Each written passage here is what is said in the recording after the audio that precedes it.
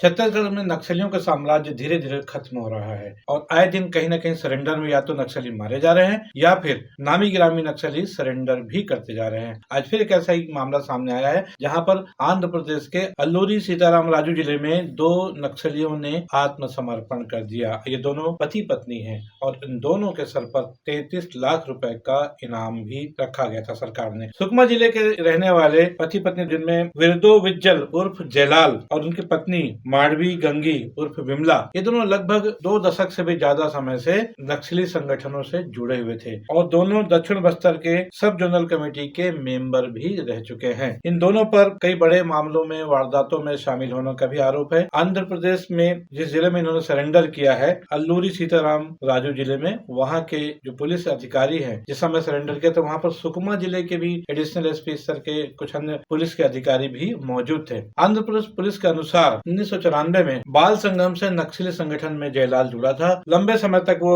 दरभा जो क्षेत्र है वहाँ पर सक्रिय रहा। GVZCM में सैन्य प्रभारी रहा है और SDZCM पद पर रहते हुए उसने बहुत सारी नक्सली वारदातों में अपनी हिस्सेदारी की थी। जयलाल पर यह आरोप था कि वो अक्सर घात लगाकर सुरक्षा बलों पर हमले करता था। उसके अलावा पुलिस कैंप पर हमला, सुरक्षा बलों से 2 मुठभेड़ों में वो शामिल रहा है। बैंक डकैती के भी उसके ऊपर आरोप लगे रहे हैं। उसके अलावा ID ब्लास्ट जैसी घटनाओं में जयलाल का हाथ रहा है, ऐसी जानकारी आंध्र प्रदेश पुलिस ने दी है। इसी तरह उसकी पत्नी मांडवी गंगी उर्फ बिमला, यह भी 2006 से नक्सली संगठन से जुड़ी थी। इस पर भी कई बड़ी बड़ी वारदातों में शामिल होने का आरोप लगा है। पता यह चला है कि उसकी पत्नी बिमला 20 साल से सक्रिय रही है और 2006 में नक्सली संगठन से शामिल हुई थी। कोंटा, बड़े सट्टी, मलेंगा और जगरगुंडा जैसे क्षेत्रों में उसने कई तरह की जिम्मेदारियां भी निभाई हैं। विरदो विज्जल उर्फ जलाल पर 8 लाख रुपए का इनाम घोषित कर रखा था सरकार ने। वहीं पर उसकी पत्नी माडवी गंगी उर्फ बिमला पर 25 लाख रुपए का इनाम था। आपको बताते चले कि छत्तीसगढ़ के अलावा उड़ीसा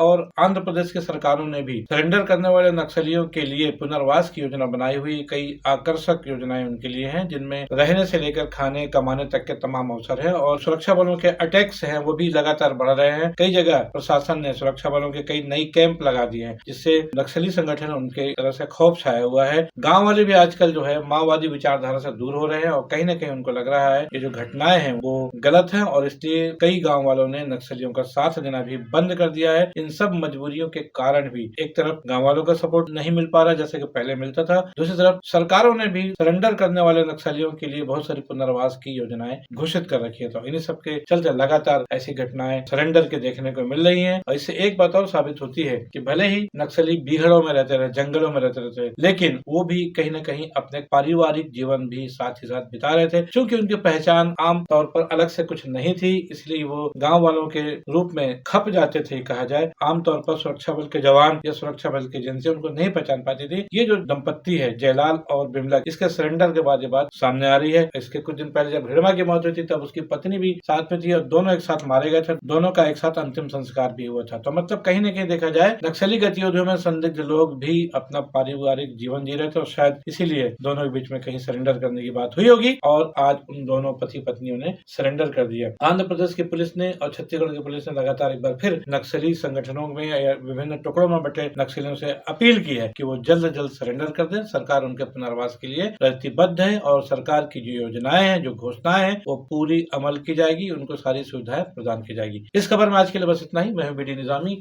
और आप देख रहे हैं News 220। नमस्कार।